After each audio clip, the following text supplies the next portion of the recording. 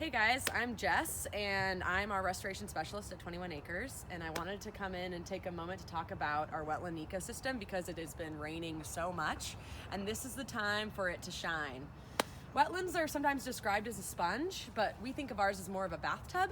It holds the water and prevents the worst case scenarios with flooding. So it holds all the water in and then slowly releases it. Some of the water goes into our aquifer, which is a good thing because then we can use it later on our farms. And then whatever doesn't seep down into the soil will then eventually make its way out in a slow way that's not going to damage our farm in any way. I just wanted to also highlight the fact that this seasonal flooding is a super healthy habitat enriching process. This is what it's supposed to do and we love to see it.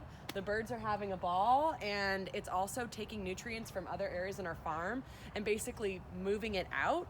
That's just an important part of nutrient cycling that we benefit highly from throughout the year.